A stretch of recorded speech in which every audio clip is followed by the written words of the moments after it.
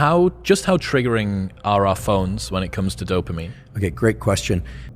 The thing about cell phones is when you first get on there and you haven't, let's say no Wi-Fi on the flight or something, and you land, it can actually be quite stimulating. You get a lot of dopamine. Oh, there's this. Oh, there's that. But very quickly, when you're scrolling on social media, you're no longer getting the novelty, but you're continuing to do it and you almost don't know why you're doing it. At that point, it shifts over to something that's a bit more like an obsessive compulsive behavior, where we can define an obsessive compulsive behavior where the obsession leads to a compulsion. So the obsession is a thought, the compulsion is a behavior, but the acting out of the compulsion merely serves to increase the obsession.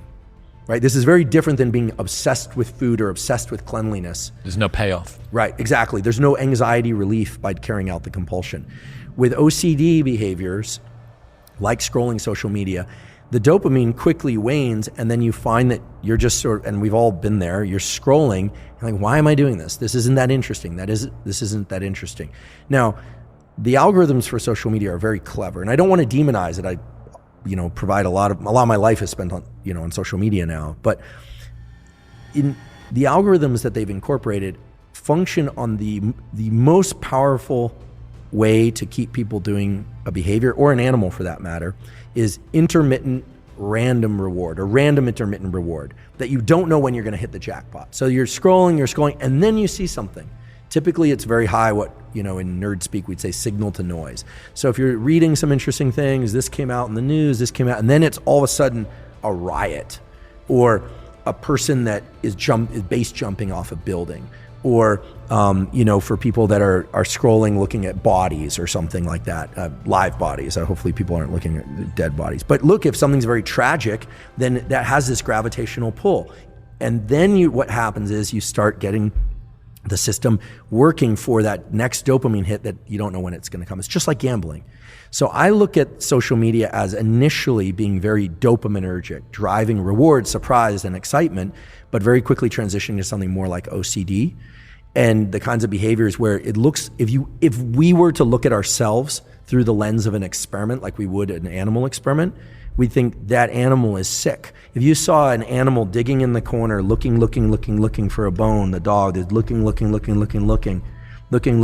you'd think, that's really sad. That's us, right? That's us. I'm pointing at myself intentionally. That's us. So we have to learn to self-regulate the amount of time, but that doesn't have to be a process of, scruffing ourselves and saying, don't do it. Think about it in terms of the positive. The more time away from something, the more positively reinforcing it will be when you return. And that, just to sort of superimpose this onto the relationship conversation, many of us are fortunate to have partners that we love spending a lot of time with. It's also good to miss that person every once in a while. Now, that might be an hour for some people apart of no communication. It might be a week. Everyone varies on this spectrum. But the idea of missing someone is that positive anticipation, that kind of pain, right? It's a motivational state. And then when you see them, it's all the richer. So you can imagine that these dopamine circuits can be used to more successfully navigate a number of different things. And, a lot of couples completely quash the excitement and the pleasure of being together, not just physical pleasure, but just pleasure of being together because they just spend too much damn time together. Too much familiarity. Or they're texting all the time, right? Or, and this whole thing around texting has become a really interesting test of dopamine expectation. There's this thing called dopamine reward prediction error. If you think the reward is coming and it doesn't, you drop below baseline levels of dopamine. That's why you should never tell someone that this restaurant's going to be the best restaurant you've ever been to in your life. Exactly. I made the mistake of telling my girlfriend on the way here, I want her to read this book. I'm like, this is an amazing book, you should read it. And I caught myself and I thought, damn it, I'm actually detracting from how good she's going to experience the book as. Tell her it was terrible. Oh yeah, it's really good though. This is the problem. It's hard to do. So I think the key is to leverage dopamine reward prediction error in the best way. It's the surprise that, if you take kids, you're driving home from school and suddenly you pull into the ice cream shop, they're going to be so ecstatic. But if you tell them you're going to go to the ice cream shop and it's closed, huge drop below baseline. Does that mean if you tell them that you're going to the ice cream shop and it's open, that's less than not telling them you're going to the ice cream shop and it's surprise? Correct. They literally tier out into surprise is the maximum dopamine release, then successful completion of the mission, as it were, is the next, and then unsuccessful Is there would be not an the argument lowest. to be made that you would be able to drag out the amount of time that dopamine is released for because of the anticipation?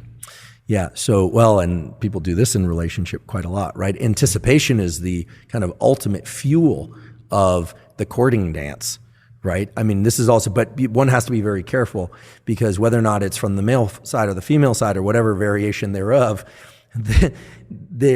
you only get so many reward prediction errors before people start to predict or associate low dopamine with somebody or some experience. In other words, if I'll use an example, not from my own life, but if you say, we're going to Costa Rica on vacation, and then you say, listen, I have to work. They might understand, but that's a letdown. It's a dopamine reward prediction error in the direction of lower dopamine. They might recover from it, they might not, but most people recover from it. If you do that 2 or 3 times, what ends up happening, you can model this beautifully, and they've seen this experimentally in animals and humans. Then you say, okay, we're really going to Costa Rica this time. And you think, well, the surprise is going to be that you actually go. The amount of dopamine that's released for successful completion of the initial goal is far lower than it ever would have been.